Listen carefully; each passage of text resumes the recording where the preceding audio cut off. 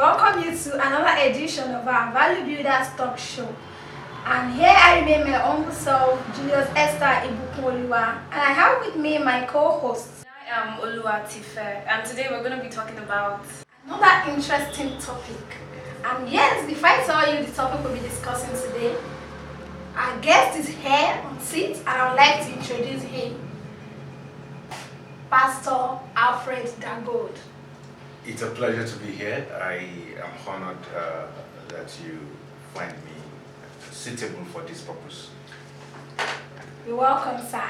Thank you. So on the show today, sir, we'll be discussing sex and masturbation. Topic is a topic that has been strangely misunderstood in our society. But I like the way King James translation renders the issue of sex. There are times the interesting thing is that the Bible understands that the only time sex is a deeper level of knowledge is when it is in the confines of marriage. As good as sex is within marriage, sex is very destructive outside marriage. In fact, the pleasure of sex is actually the pleasure of obedience, because the first instruction that was given to man is be fruitful, multiply, fill the earth, and subdue it. So in the process of fulfilling this purpose comes sex, and because of that, it's always gratifying, because it is a form of fulfillment to the call that God has placed upon man. But now it is destroying several homes, several lives, several persons. Their aspirations are messed up by this beautiful thing that God designed for us to enjoy, because it's taken out of its place, and its place should be in marriage. I hope I attended to your question a little bit. Yes, definitely, sir. So now, before we go talk about masturbation. Okay. Now, these days, especially in Christendom, we're made to understand that the bed should be undefiled, which means sex should only, or it is only allowed between the married couple.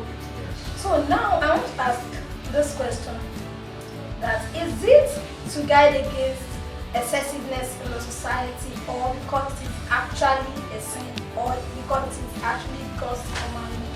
Okay, all that you are saying is very, very relevant. The first thing is that because God says so, it is so. I think for believers, we should take things just hook, line, sinker when it comes to what God says. The moment we can find the base in the Bible, the moment we can discover that this is directly what God is saying to us. And over several scriptures, God has emphasized the need for purity, the need for marital purity, the need for us to avoid uncleanness, and to present our bodies as the temple of the living God. Like 1 Corinthians, chapter 6, you see so much of that in that. And God has said it over and over again that please avoid sex outside the union of marriage. And I think because God has said it, we should respect it, and that is good enough for us. But beyond that, we can even look naturally and see that a lot of havoc has happened based on the disobedience to that injunction. If man has aligned with that statement, there are so many troubles that exist in our days right now that will not be existing. The secondary discourse about sex. But let's leave that. I believe parents have a responsibility to educate their children, tell them exactly what is happening to their body. Because at puberty, there is a change in the body of a guy and the body of a lady. Now, at that point, so that they will not be out of sync with the change in their body, they should be educated about sex. Protruding breast, deepening voice, you know, what this sense of arrival, you know, the young boy is thinking, I'm now a man. You should be educated. See, now, with this that you are seeing, don't do gra-gra, because you can impregnate a lady. You are now qualified to raise a child. I was seeing on Facebook recently, I think an 11-year-old girl that got pregnant, and is it 13-year-old, I think 13, got pregnant and gave birth to a child. Now, I believe if the education is properly done, we will be able to guard against all these mistake, errors that is happening in our society. I also believe that if we can focus on teaching rather than protecting people from having sex, we will be able to really correct them. Let me chip in this. I have observed over time that boarding school, particularly same-sex, they say male only or female only, they breed stronger or ardent masturbators and homosexuals. Why? Because the urge is there, and we are now using legalism and structure to cage or tame the unbridled passion in the youth. So instead of them finding expression for that passion, the next thing they do is to create a way to burn out that passion with one another. So ladies, I was talking with a lady, I think she's a medical doctor, that was about 6 years ago, and she was saying, I just thank God for my life. I would have been an homosexual. I said, why? Really? He said the only thing that saved her when she was in the secondary school is that because her breast was not quickly developed. He said that's the only thing that when she even attempts to come near them, they, who are you, get out. But for all our friends that their breasts developed early, they are now into lesbianism. As in they are way deep into it. It's not easy to even pull them out of it. And she was telling me, and she said, I just thank God for it. I just thank God that God saved me because I did not develop in this aspect very fast. Now, that's a picture of what is happening in our day. So when somebody wants to express a particular passion and is not feeding on the word, because it's the word of God that can actually change us from inside out. And you think, okay, let me come this way, let me come this way, you will just find out that that person will be doing it in another way. So how does the Bible ask us to train our child or our kids? It's not by instilling fear in them, it's by teaching them the way of the Lord. In fact, the Bible says, train up your child in the way that he should go. When he is developed and is old, he cannot depart from. You see, the child will think he has a choice when he's old, but he doesn't have a choice. It is what has been instilled into him. The program that has been installed into him is what is running. He will think he's making his own decisions, but no. The parents, by the way they structured him while he's young, has programmed him, particularly if they structure him through the Word of God.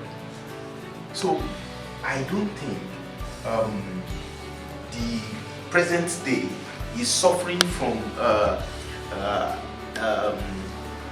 let me say, lack of sex education. No. In fact, what we see now is way past that. Everybody is almost educated about sex. But the only challenge is that Christians are looking for an excuse so that they too must be permitted. The moment they give their commitment to a lady, say, I want to marry you, let's start firing. It should not be like that. Why? Because I want to marry you. Welcome back, guys. So the show still continues. So Esther, you wanted to say something, ask a question about masturbation. Yes, what is your take on masturbation? The reason why I'm asking this is that masturbation nowadays is actually not only among the youth, even we found out that even married men or women are into masturbation. Maybe due to the fact that one of the spouses is always traveling, or one is not always available, or they're about they don't even video is satisfy each higher other. than the other or something. But we've discovered that even married couple, they get themselves involved in masturbation. So what's your take on that, sir? Okay. I will not go with the rubric as in say it's black or white, and for a reason. Because in marriage, there are some persons that are not experienced enough to get their spouses satisfied by, let me say, coital sex, as in just penetration. So they must look for other means of satisfying their spouses, as in most times it's with the female gender, because I will still come to the male, but when we are talking about seeming masturbation in marriage, because I don't want to really give it that toga that it's masturbation, because there are times a man and a woman had sex, coital sex, but the woman may still not be satisfied and will still be trying to find pleasure so that she will climax, even though the man is done. So in that frame, I will not condemn that act as masturbation, as in that masturbation in that sense. So now, what makes masturbation wrong? Masturbation is not something that should be entertained by somebody that is not married, basically, because masturbation comes with thoughts. Masturbation is not just the act, it's what goes on in the mind. So if the mind, that's why you see some people buy the soft cell magazines so that they can give themselves a site that will help their imagination to start to engage in masturbation. So masturbation and sex, I don't think spiritually God can differentiate. You understand? Now, that means if masturbation and sex cannot be differentiated spiritually, because God does not look just at the heart, He looks at the heart. I hope I'm making sense right now. Now, that means it is not permissible for anybody that is not married. Okay, that means in marriage, a man can be cheating on his wife without actually sleeping with somebody outside the marriage. But in his thoughts, he masturbates with somebody constantly. Not into counseling. You'll have seen some women that after their husband are satisfied, they are not satisfied. But they will say the husband must not dress up, must not clean up. They keep looking at the husband and they are still trying to get themselves to the point of climaxing. There are some that the husband will now start helping them to masturbate.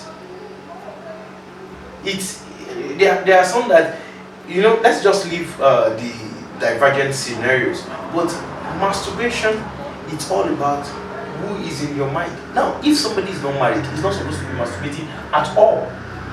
You understand? But if somebody is married, now, medically they won't tell you this, because medical discovery say masturbation is good, and the fact that they are saying that in science does not mean it's correct scripturally. Do you understand what I'm saying?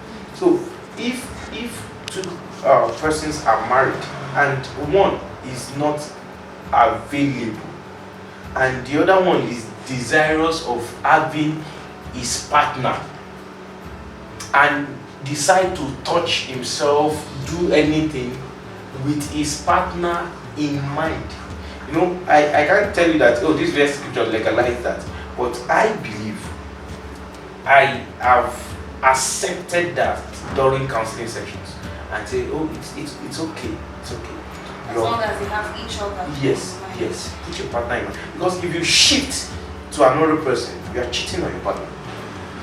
Cheating on your partner. Okay, so sir, what's your advice to those, especially the singles, who are into masturbation? Watch what you see, watch what you hear.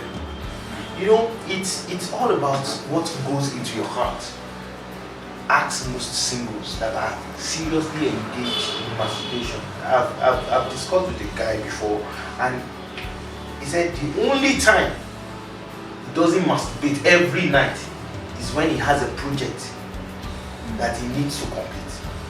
You know, that means if he gets very busy, he may not find time to masturbate, and he sleeps normally. I say, but if he is not doing that, the moment is a certain time at night, he knows that it's time. It's like break time bell during. So now, what is happening to him? He has programmed himself to consciously experience that, and he has accepted it. Secondly, he must feed that program.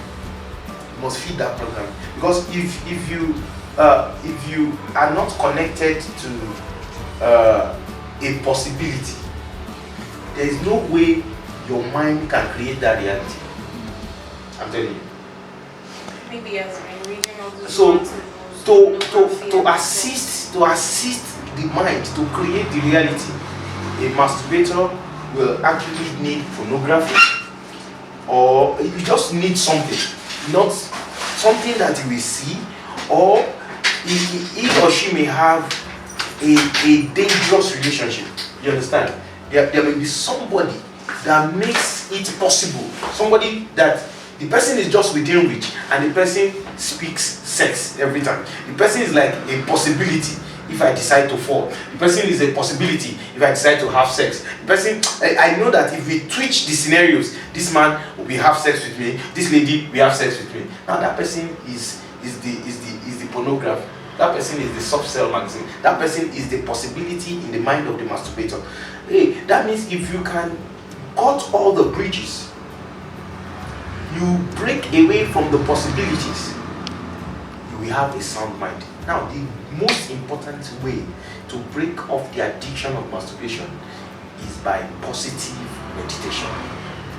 Positive meditation. Because masturbation starts from a thought.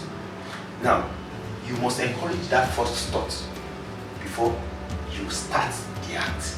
So, if you can work on meditation, it's so simple.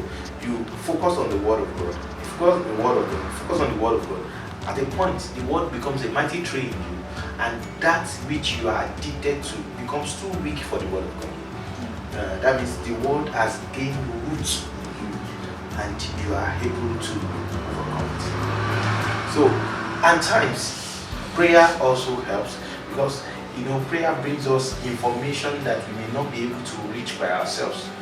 When you pray, heaven download. I like the scenario of Daniel. Daniel prays for information. If you pray, that he may know, because he knows that everything answers to knowledge. So Daniel will be praying, and God will send information to him. So when we pray, if somebody is addicted to masturbation, he may need to pray about it and say, God, I receive grace in this aspect. Say, you should come boldly to the throne of mercy to obtain mercy and find grace to God. So you can ask for grace. Say, I don't want this, Lord. Help me. God answers prayers. Okay? Watch what you hear. Watch what you listen to. Stop those gists. There are some people, they just talk nonsense. They talk trash. At the time they are saying it, you are just laughing. But when they are gone, the word will now start coming back. No, stop it right there. Walk away when you need to walk away. Don't allow things that will fester in your mind. You can watch your gates. You will watch your heart. You guard your heart with all diligence, because out of it goes.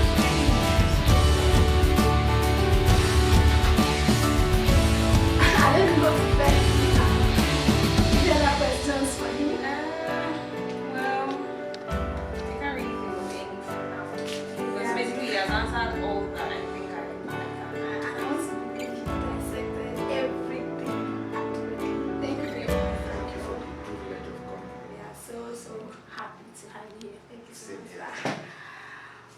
viewers, I really want hope that you enjoyed today's episode of our Value Builders Talk Show. Do not forget to like and subscribe to our YouTube channels at HeartClinic TV. And yes, join us same station next week for another interesting topic. Thank you.